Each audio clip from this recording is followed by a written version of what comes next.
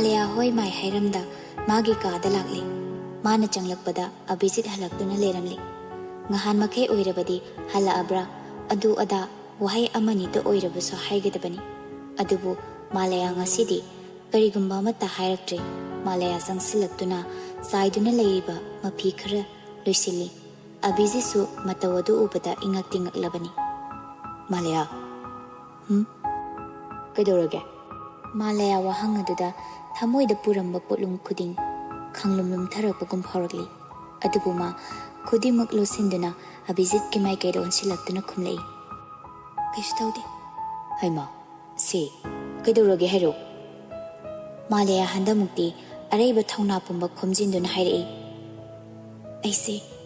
thamoge kanano. Anaubo wahanglo dubo, aigi loinabini nangdi. Karamba matamda, mikupta, loinabi oibigi hakti ifamda bibigani. Malaya, ai wari, pothana badaugi. Hayengsu nganna satgadabani. Abhijit asi haiduna Malaya ge wahang adu thaidoktuna thariba phamjao odonda chatke tawi. Malaya Abhijit ki mamangda sangsilaktuna lepi mapi su sinthari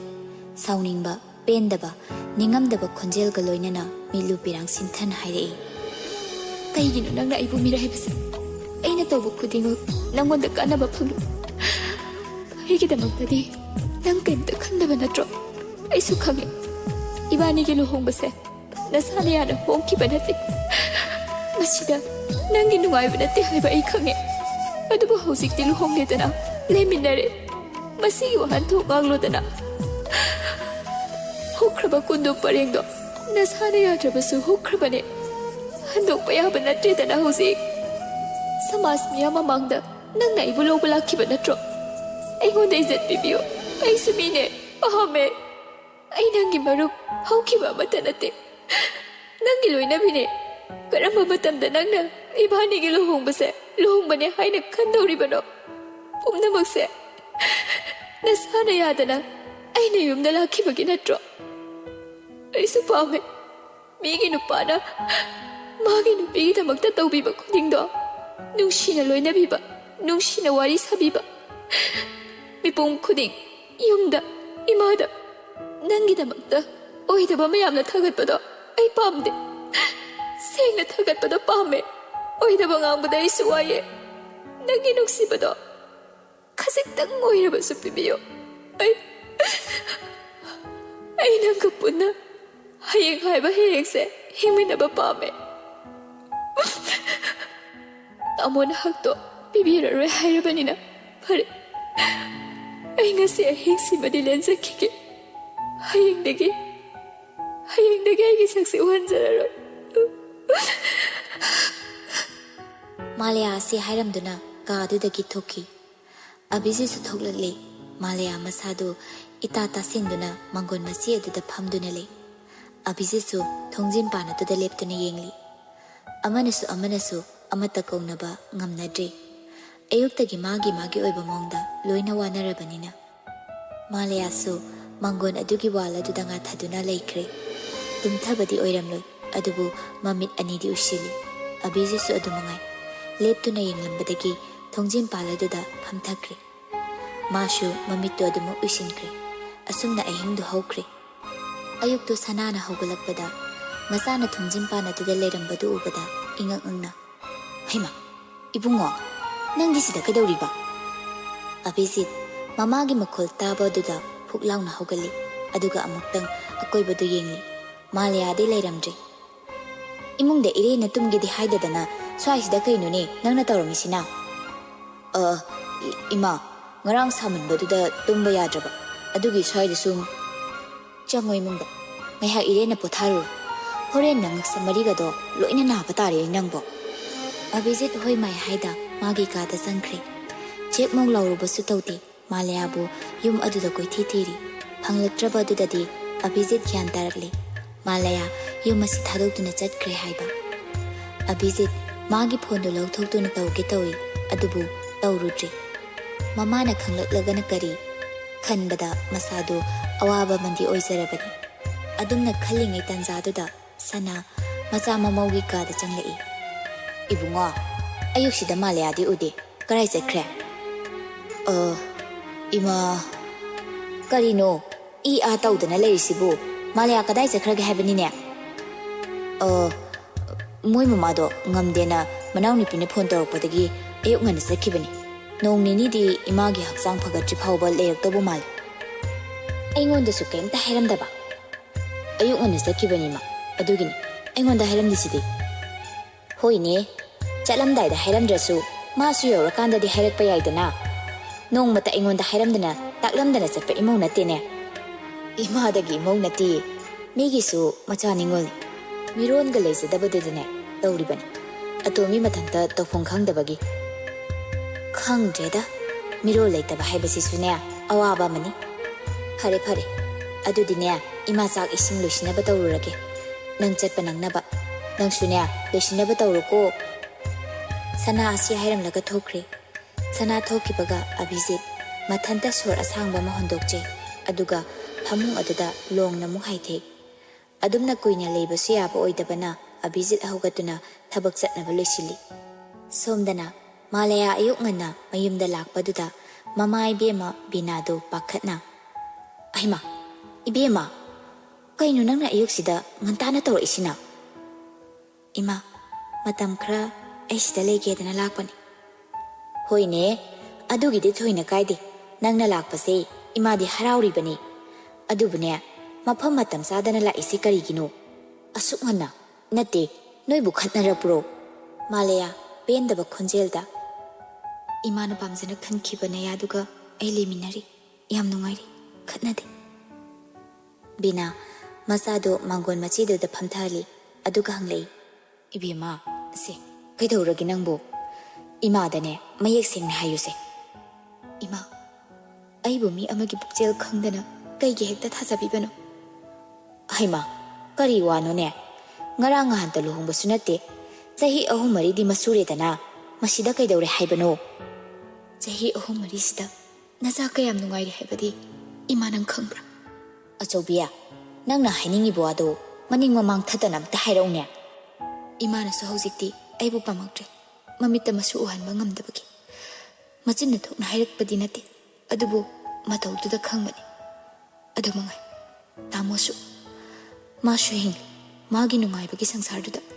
yumaduda leiriba mi khudingma magi haiba adu khaktani tawribase nangi wase khusi gira nakhoi khudingmakna khusi kana no khanglaga aigi phamda haidriba kaigino ima yengoi mado haukhibani mipung khudingmaknya haukhiba haibase loina leiriba ngaktani loikre haukhraба warini mabu kari oirige ma amana maram oiraga nangna napamda halakpagi artha karino ha chumima mi khudingmak haukhibा haibase loina leiriba ngaktani adumak puima ngasi sida khong thangjinba ngamda adumak haukhibaduga sagonaduna leiribadi ai kari phawrongani khangba ngamdi ima isana isase ira leire boita ningle hai madudi thauna leitaba migi wani ne nangina pot oikrabani nasana nasagi na potine cheksin jagadabani ima ma angang masanati amuksu thawai panda posak nati aina aigeni haiduna aduma konsinna thamba ngamgadaba leite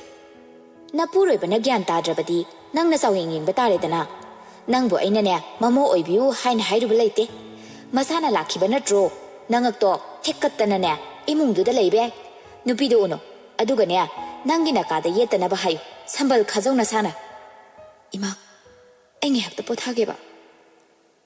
Malaya asi hairamduna imungda jangkre mana changlakpada Nancy-do tumduna leirami manaw nupigi nakana du jangsinduna hebli phone dusu hanjin yengi abhijitna tawrakpra haiduna mana tawge tawrabasu amuk mathanta kalthase Malaya tapna ningaidana tumliba manaw nupibu konsinbiri adubu Nancy ikhang khangna ima kanano Nancy kaidawragi chesawbini nangbo Nancy phuk haugatuna as chesawbia nangdi ayuksida kaidigia sida leigena bula ine gei tegana diyarabo kaigi yaroidoino sisi yumni nong phadok leige haibabo o phai ikoi saidadi atangbani dana mauna mapamda nong nini da leige kaina lakpase school satloidro nangbo Ho nangdi na yung pankibadagine kauramani exam haidokpa ngairi adu je zobya Malaya pau kumpidi michi inkhatuna manau nupida yenglei Ima simta haino aine general line da dum tamgiba kakagi masa doctor tamkhrena aingonda nit ki thana ba hairisa aidi ngamoi ko nangna tawningradi tawdraga loireda hayeng tapna khanase haujikti imana hairido hoi hoi haidana dum tabada kal hoi hoi nate hogalo yare nensi su hogalakle Malaya maithong da phana noklabasu phone aduda yengli abijit na tawrak kadra haina adubu tawrak tabaduda maithong dusu khara khajik oli noma phau phadri itagi phone ngai bada warabo taningdi yam ngai ngamdradi tv de yengro mana host toba nomi taramni pamjabe saiga da khanjelura chala Malaya manau nupi bu che helamduna changkhre binana nang sunya nache chaubi sida lakna doida tawdana li aina rosiba lakna ningbagi mo ongdi mana silaga masidi ba chango nang sunya kai kai no tawjaruru asumna noma dagi nini dagi humni Malaya mapamda leirakpa phanak kuire nongmata abijina su hoi mai hairadre Malaya na su hairudre numitu sana Malaya gi yumda lai ima nakhoi imadi kaishu thoidokpa tawdrabro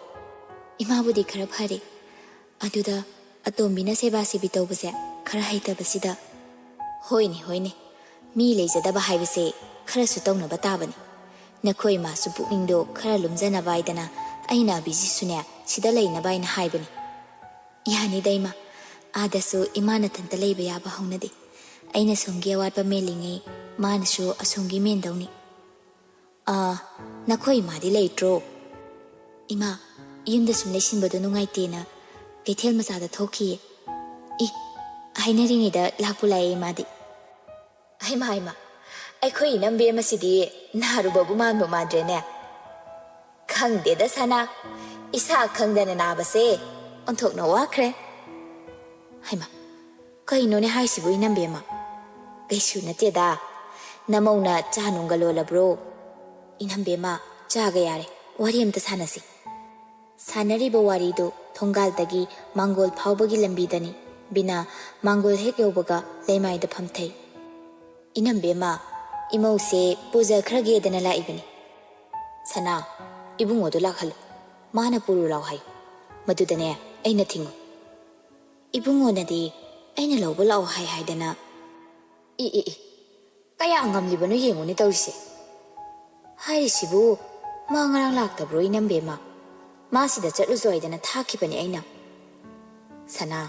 nachado thainagi piklinge matamgi nachado natre nangna pakhon thabada harau na yabado hojikti masa ikpa ngamli chatningba maikaida khong thangduna chatpa ngamli mana chatningba maikaida chatlamgani hairisibu tasengna laktabro binana khumdinge Malayana pakhum pirei ima laami yumda changhandaba aina leirak machinda aiga thengnaroi aduda ima thabiro haikibani aina ima dadi tamdraba masaga ngamdabaduda adudi ima ga chatpa yarabro isa pujumida nachagi lekhai amadi tadaba kari lekhai no haibirisibu inambe ma isa gi punsida Malaya leri masidagi hena nakhai singba makari no pamlibase wahaida mapan thongda nupi ni haibadu khaknadi yaba nate haijariba sana thabak notpado madu changi haukiba punsi haibase sidawraba aikoi phawba leri adubu haukiba duna kak sum thinbado adudi ai pamde aigi sase noigi mitudane kaisu natana urabasu aigi sase ko hanlahen sana ni sana sida mino ustabagadi yaroi mabung mopwa sagai na tai leri kaino hairisibu inambe ma isa kankhatpa haibase matang matamgi matung ina kankhagadabani nangi na sa nupaduna chatliba lisa hasato aigi sa nupisina chatpa oiramladi noi kari haini ha nupana tawragana pangyadiyaba isa warakpa haibase matang matam leite wakhal tare khalabasunya chahi yamlabasu wakhal yaudaba thabak tawra abadi ngang ba haibase mama mapadugi mathaudang nangdi madu tawdraba male ni bema sana su handakti phingna hairei herai nambe ma adumakti haibinu ꯑꯩꯅ ꯇꯞꯊꯔꯦ ꯍꯥꯏꯗꯅꯅꯦ ꯏꯆꯥꯗ ꯃꯔꯥꯜ ꯉꯛꯇ ꯁꯤꯕꯁꯨ ꯌꯥꯔꯣꯏ ꯑꯩꯁꯨ ꯌꯦꯡꯂꯤꯕꯅꯤ ꯅꯨꯃꯤꯠ ꯊꯥ ꯎꯕꯁꯦ ꯃꯣꯏꯗꯒꯤꯗꯤ ꯑꯩꯅ ꯍꯥꯜꯂꯤ ꯃꯣꯏꯒ ꯂꯩꯃꯤꯟꯅꯔꯤꯕꯁꯦ ꯑꯩꯒꯅꯤ ꯏꯅꯝꯕꯤ ꯑꯃꯒꯗꯤ ꯅꯠꯇꯦ ꯏꯆꯥꯗꯨꯅ ꯐꯅ ꯂꯥꯞꯊꯣꯛꯅꯕ ꯍꯣꯠꯅꯔꯕꯁꯨ ꯅꯨꯄꯤ ꯃꯥꯗꯤ ꯀꯩꯗꯧꯒꯦ ꯍꯥ ꯅꯨꯄꯥꯗꯨꯅ ꯂꯥꯞꯊꯣꯛꯑꯦ ꯃꯇꯤꯛ ꯃꯁꯥꯅ ꯁꯝꯕꯜ ꯑꯁꯨꯝ ꯈꯥꯖꯤꯟꯖꯔꯤꯗꯣ ꯀꯩꯒꯤꯅꯣ ꯁꯅꯥ ꯅꯪ ꯈꯪꯗ꯭ꯔꯕ ꯃꯥꯜꯂꯦꯅꯦ ꯃꯥꯒꯤ ꯅꯨꯄꯥ ꯑꯃꯅ ꯊꯑꯣꯏꯗꯕ ꯅꯨꯄꯤ ꯍꯥꯏꯕꯁꯦ ꯀꯌꯥꯃꯨꯛ ꯌꯥꯝꯅ ꯏꯀꯥꯏꯖꯩ ꯀꯌꯥꯒꯤ ꯃꯇꯤꯛ ꯏꯀꯥꯏ ꯅꯨꯡꯁꯤ ꯌꯥꯅꯤ ꯍꯥꯏꯕꯗꯣ ꯅꯪꯗꯤ ꯈꯪꯗ꯭ꯔ ꯃꯥꯜꯂꯦꯕꯣ ꯑꯗꯨꯗꯤ ꯍꯥꯏꯕꯤꯅꯨ ꯑꯩꯒꯤ ꯏꯆꯥꯅ ꯃꯥꯕꯨ ꯊꯧꯁꯥꯗꯦ ꯍꯥꯏꯕꯗꯤꯅꯦ ꯍꯥꯏꯕꯤꯅꯨ ꯍꯥꯏꯔꯤꯕꯁꯤꯅꯤ ꯍꯔꯥꯎ ꯀꯨꯝꯍꯩ ꯑꯃ ꯂꯥꯛꯄꯗ ꯃꯥꯂꯌꯥꯒꯤ ꯑꯍꯥꯎꯕ ꯑꯃ ꯍꯥꯏꯗꯅꯅꯦ ꯃꯌꯥꯗ ꯍꯨꯛꯇ꯭ꯔꯤꯉꯩ ꯃꯥꯂꯌꯥꯒꯤ ꯍꯥꯏꯅ ꯑꯗꯨꯃꯛ ꯈꯜꯂꯤꯕꯅꯤ ꯍꯣ ꯑꯗꯨꯅꯅꯦ ꯃꯤꯅꯨꯡꯁꯤ ꯑꯗꯨꯛ ꯂꯩꯔꯨꯕꯒꯤꯅꯦ ꯃꯤꯃꯥꯡꯗ ꯐꯖꯗꯕꯒꯤ ꯇꯧꯔꯤꯕ ꯑꯗꯨꯕꯨ ꯑꯍꯥꯎꯕ ꯈꯔ ꯄꯤꯖꯕ ꯃꯐꯤ ꯃꯔꯣꯟ ꯑꯅꯥꯟꯕ ꯈꯔ ꯁꯦꯠꯍꯜꯂꯒ ꯅꯨꯄꯤ ꯅꯨꯡꯁꯤꯕꯅꯦ ꯍꯥꯏꯕꯗꯤ ꯈꯛ ꯌꯥꯔꯣꯏ ꯃꯤꯠꯅ ꯈꯣꯡꯅ ꯎꯔꯕ ꯉꯥꯛꯇꯅꯤ ꯌꯨꯝꯗꯅ ꯁꯛꯂꯣꯟ ꯑꯃ ꯂꯝꯗꯅ ꯁꯛꯂꯣꯟ ꯑꯃ ꯅꯪꯅ ꯏꯆꯥꯅꯨꯄꯥꯒꯤ ꯃꯔꯝꯗ ꯈꯪꯂꯤꯕ ꯑꯗꯨꯃꯥꯏꯅꯅꯦ ꯅꯪꯒꯤ ꯅꯆꯥꯅꯨꯄꯤꯁꯤꯒꯤ ꯃꯔꯝꯗꯁꯨ ꯂꯣꯏꯅ ꯈꯪꯉꯦ ꯑꯩꯅ ꯏꯁ ꯀꯔꯤ ꯈꯪꯂꯤꯕ ꯑꯩꯒꯤ ꯏꯆꯥꯁꯤꯅ ꯅꯪꯒꯤ ꯅꯌꯨꯝꯗꯨꯗ ꯂꯩꯔꯤꯉꯩ ꯀꯔꯤ ꯀꯥꯏꯅꯕ ꯇꯧꯔꯝꯂꯒꯦ ꯉꯔꯥꯡꯁꯨꯅꯦ ꯅꯪꯒꯤ ꯅꯆꯥꯅꯨꯄꯥꯗꯣ ꯂꯥꯛꯑꯝꯃꯣ ꯅꯃꯧꯁꯤꯅꯅꯦ ꯏꯃꯥꯡꯗ ꯅꯪ ꯆꯣꯞꯄ ꯇꯥꯔꯦꯗꯅ ꯀꯟꯕꯤꯔꯤꯕ ꯈꯪꯂꯕ꯭ꯔꯣ ꯁꯅꯥ ꯃꯃꯧꯗ ꯑꯣꯟꯁꯤꯟꯗꯨꯅ 이베마 하유 nga랑 ibungo la ami lamde sengna hayu malaya do ik-ak tawduna lay binana mo hayrei hayu ne ko malaya tapna khumlei ima laamde sana mamogi lemjimda pairamba khusa do tapna thadoki binana sanada khanglabra haibagi mongde yenglei malaya na ima nacha soidana yumadu lakani tamuge wahai amakhakti ai sungaibani adubu mana haiba haidaba hayang hangsi sida ai laknaba tawjaraki matam kharadi ai sum leijaki gema ima hoibema tanja adada nesi hai mahi ahum khak ningthina lili glass ta haiduna puthorei ine se hai mahi thakse ima se noi nga saidaki garam kanabado khara ingthabre yeng Malayana manau nupida khuzin siklei nensina ayoma as hari adudi ayamu satnaba tawraki bema nang yumadu da halakoko ima ai thindoksagi keidobagi la oidoino aduna tana hojikti ai karamba yum leirige asumna Malayana mamabu thindorakle somdana kamdori khusi hoigi mungda mane school halakpada koilang langduna leirami leimana mase yam pharoi doriba masane nangbu nuksiruba thajarubagi mahiro ekhoina phangliba sibo nganbana ima aina nate kai hoba ma yaudana madu hekto oithokpa yabro ha aina kai hodi haibane ima yengone mase machin se sum khomine mase machin sida phoidat lageda ai yam bende da masi ihe mama amukta tapthakone nangbo icha sina sumaina tawraklaga kadaidano tapthadusibo ina uba ngamdre thamoise aigi thamoise kaire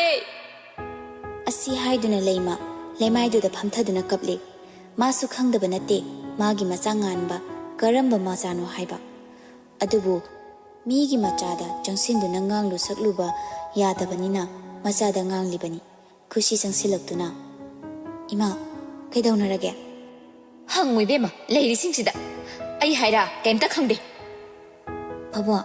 kaidaunarino syam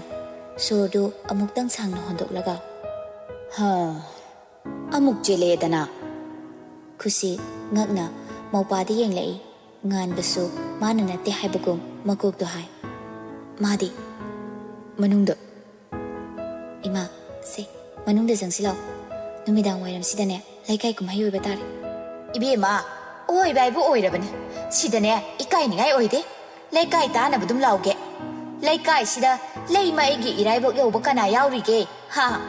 aikhoidi imauna thongba chak cha dore nungai re sira suyare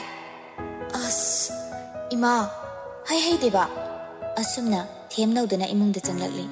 radhika so mapanda tawriba khudingdu tabana sofa da tumina tasinduna phamduna leirami syamna ꯕꯦꯝꯃ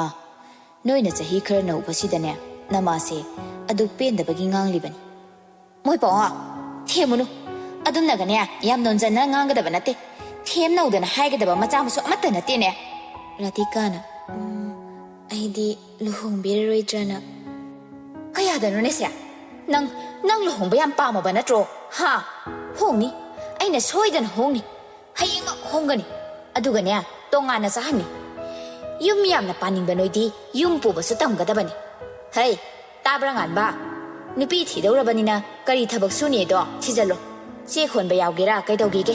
ꯑꯗꯨꯒꯅꯦ ꯅꯇꯨꯁꯦ ꯊꯥꯛꯄ ꯉꯝꯅꯕ ꯅꯇꯨꯒꯤ ꯑꯄꯥꯝꯕꯗꯣ ꯄꯤꯅꯕ ꯍꯣꯠꯅꯧ ꯑꯁꯣꯝꯗꯁꯨ ꯁꯅꯥꯔꯩꯗꯣ ꯁꯥꯎꯕꯅ ꯃꯩ ꯍꯧꯔꯕꯅꯤ phone ꯇꯧꯗꯨꯅ ꯃꯆꯥꯗꯣ ꯊꯤꯟꯕꯤꯔꯛꯑꯅꯨ ꯂꯩ ꯃꯈꯣꯏꯅ ꯐꯅꯕ ꯁꯤꯟꯈ꯭ꯔꯣ ꯍꯥꯏꯅ ꯍꯥꯏꯔꯛꯂꯕꯅꯤ ꯂꯩꯃꯗꯤ ꯑꯗꯨꯗꯒꯤ ꯁꯥꯎꯈꯤꯕꯗꯨꯅ ꯍꯧꯖꯤꯛ ꯐꯥꯎꯕ ꯍꯟꯊꯗ꯭ꯔꯤꯕꯅꯤ ꯑꯗꯨꯝꯅ ꯏꯔꯥꯡ ꯂꯪꯅꯔꯤꯉꯩ ꯇꯟꯖꯥꯗꯨꯗ ꯈꯨꯁꯤꯒꯤ ꯐꯣꯟꯗꯨ ꯔꯤꯡ ꯈꯤꯡꯂꯛꯏ ꯈꯨꯁꯤ ꯐꯣꯟꯗꯨ ꯄꯥꯏꯈꯠꯂꯗꯨꯅ ꯍꯜꯂꯣ ꯑꯁꯣꯝꯗꯒꯤ ꯅꯨꯄꯤ ꯈꯣꯟꯖꯦꯜꯗ ꯍꯥꯏꯔꯛꯏ ꯌꯥꯔꯒꯗꯤ ꯍꯌꯦꯡ ꯑꯃꯨꯛ ꯇꯧꯅꯁꯤꯔꯥ ꯑꯆꯤꯟꯕ ꯂꯩꯕ꯭ꯔꯥ ꯀꯅꯥ ꯑꯁꯣꯝꯗꯒꯤ ꯍꯥꯏꯔꯛꯏ ꯃꯥꯂꯌꯥ ꯈꯨꯁꯤ ꯁꯣꯟꯊꯥꯡꯅꯅ ꯀꯔꯤ ꯃꯥꯂꯌꯥ